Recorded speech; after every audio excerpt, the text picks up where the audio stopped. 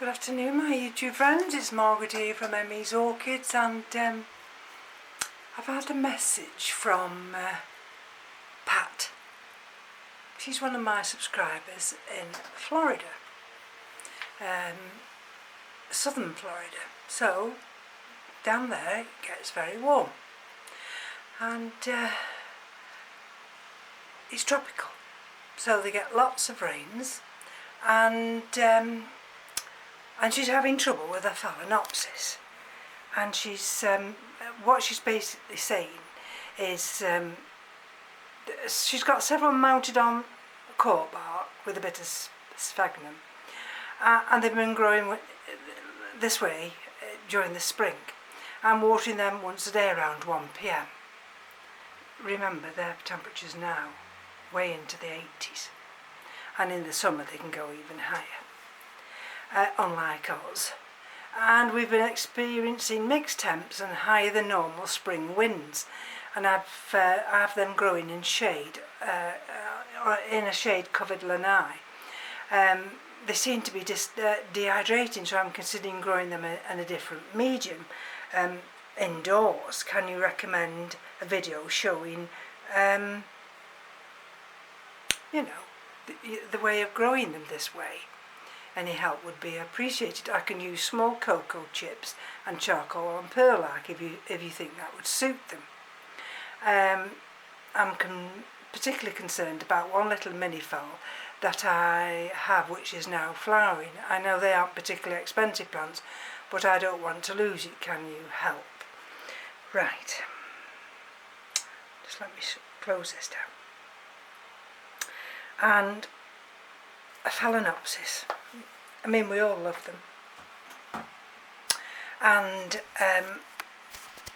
we're all told that they're easy.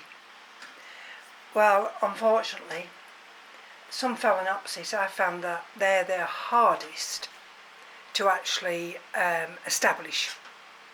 And so why do I say this? Well, because the majority of our phalaenopsis we get, well, over here anyway, we get cheaply, or we did, and the complex hybrids. So, and they're mass produced.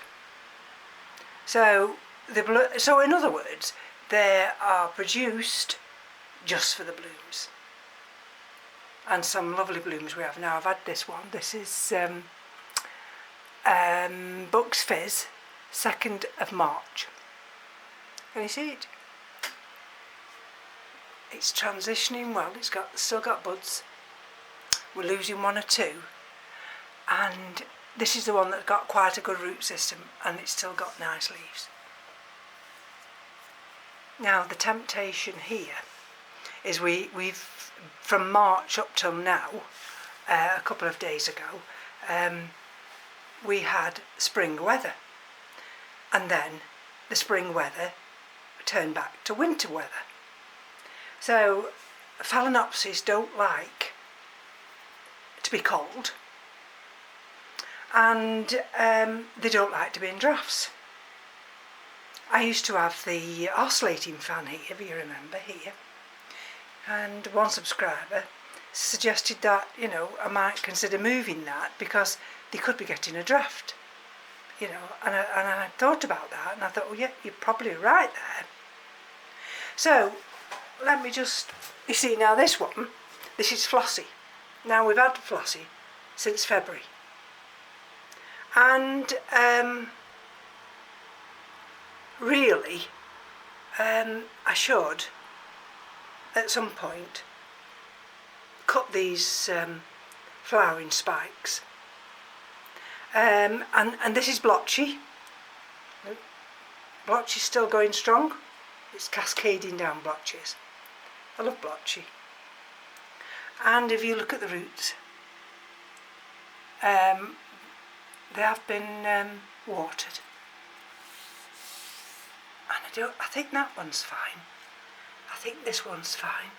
Oh, and this little one here, of course, this is Ruby Lips, and Ruby Lips is still opening her little buds, and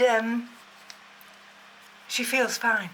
That feels a little bit sticky now. Why would that feel sticky? It's alright, I'm always anxious if they feel a little bit sticky. Let me just bring this and sit down a minute. Now this one has got hardly any roots. Now let's have a look. Because what you've got to be careful, of course, is them developing, you know, spider mite or anything else like that. There's the back of the leaves. I mean, with spider mite, you just you have to get a cloth and rub them, and if it comes out pink, I can't tell. But what I'm going to do with this one now is actually just check this. So I'm going to put that one on one side.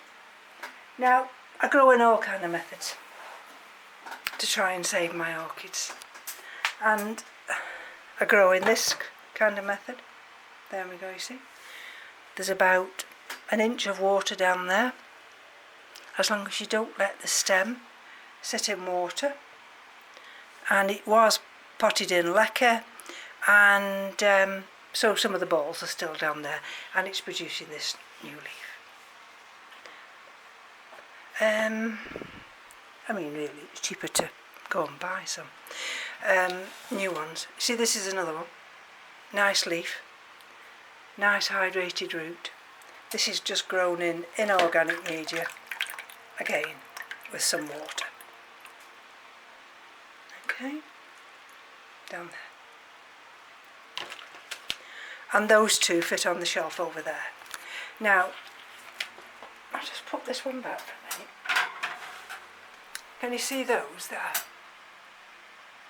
These are just grown in lacquer. They were in the same containers as those, and I wanted to just free up a little bit of space. Now, if I get up here, this is Dougal. It's just got a blast there. Can you see that little blast? And this is grown in bark. Now, it hasn't got a brilliant root system, as you can see. Okay, and the leaves are a little bit sorry for themselves, but I might water these later. But look, can you see? And we've got a new one there trying to forge through, but this one's struggling. I've got two that are going to blast, and but this one seems to be a repeat one. There's this one, you see. This is the one that had the cakey. Sorry, it got crown rot and produced all these little ones. This is Strasbourg C1 by LDS Bear King. This is one Mark sent me. And this one's growing lovely. Okay, that's its original leaf. So, what I do with these now, sorry about that, can you see, these have all been in rescue, and these are all now in lacquer. Now, the good thing about lacquer is that if you water them, the lacquer doesn't really retain any moisture. That's why a lot of people put gravel on the top. But I've got these open anyway. All these baskets, can you see? All these baskets are open, and they have got active roots. But so, as long as I can keep them hydrated, how long for I don't know. But they see the epiphytes, so they do need the air. Now this one, no ID. Again, you see a little no ID mounted. It was on this little piece of cork bark. I mounted it, and And then I had to double mount it, and there we are, you see, we've got a root coming there. How long have I had that mounted like that? I've no idea. Long enough, I would think.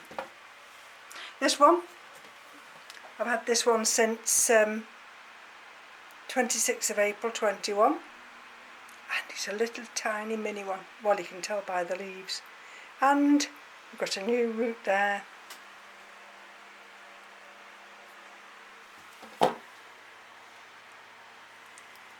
Maybe I have to turn that full spectrum light. Got another nice root there, and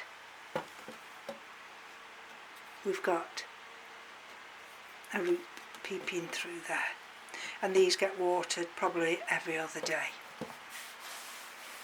Okay, so let me stand up again. These are all in bark, those are all in leca. The others, some are just in water, some are in a mixture of inorganic medium. Okay, here's another one. See? Growing a new leaf. Again, this is just in water. There's not a lot. And it's got a new root coming there as well. So what I do, I try and leave well alone. We've got this one here. This really has struggled, but it's sending, this is just in some water. There, can you see the roots? And it's sending up this new leaf. And that one sits there. So there's no absolute, you must grow it this way or you must grow it the other way.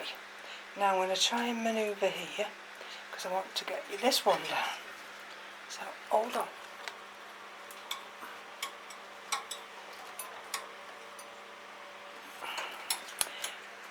Now this one looks a right mess, and this one, excuse me, let's just let it just hang on to there. Right, this one is grown in court bark, leca, and we've got green growing tips, believe it or not. And you wouldn't give this any chance, would you? Look, it's still dehydrated. Look at this. Look at the leaves. But look how distressed it's been. But look, I've got a new flower inflorescence coming. So, and this is Leodora. I've got two of these, and there might be another one coming there. And there, I can see that I can see where they're all going to come from. And with this one, they call these summer bloomers. It's very difficult to water. So, and these have to be watered quite regularly. But look, you see? You'd think to yourself, well, that's a disgrace. Well, it is really. For such a big plant. Look. How it's hung on, I have no idea. I'm ashamed to death of it. But what I won't do is I won't repot it. It's got to it's got to survive, and hopefully, I mean, flowering won't help it, will it? But I've got to keep this hydrated enough so that it can get through our summer, and I can continue growing it. Right, I'm going to slowly take you back round again, and then I'm going to put my knee down, and we're going to look at this other batch of phalaenopsis. Okay, let's put my knee down. not that one. Right.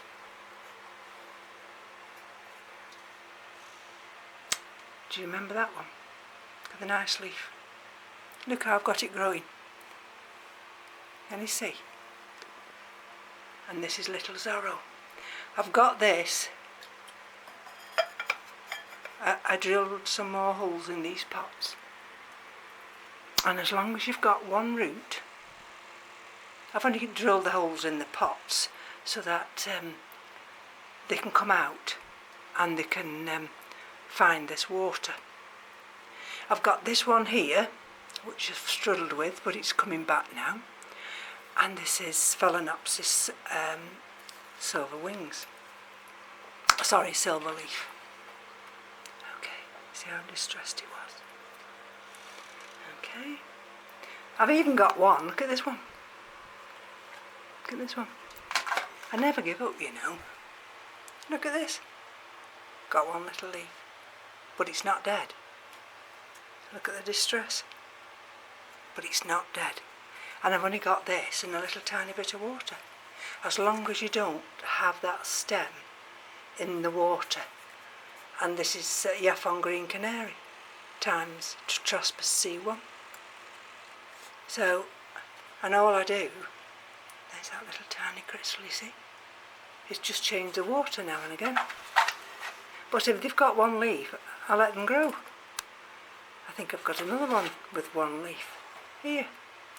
What's this one? Howard Jim Princess. One leaf. One leaf. But it's still got roots, and one of them's in the water. Okay, let's push that one back there. Push this one back here. Now, one might say, well, why are they all in rescue? Well, it's my own fault. And boyensis. It's my own fault. Because I mess about with them. And that's another thing you can't do with phals. You can't mess about with them. They hate to be messed about. And how do I know that because I've messed about with them. Look at that new leaf on that one. See? Look. Sorry about the light here, it's not very good. And I've even got one like this over here with a new leaf. Can you see the new leaf? And that's just in this kind of water culture here. And you see, just in a glass vase. That stays over there. Now I don't worry about the sunlight here because the way it's situated here, they do get sunlight. We've got one here. Can you see this one? With a new leaf. Sorry about that, I've got one of my little hangers. And that again, you see, as long as I've got one root in the water. See, it's got new roots coming. I'll leave well alone. I'll let them just get on with life. And this is another little one here. Can you see? There. And that's, let me just get up. That's got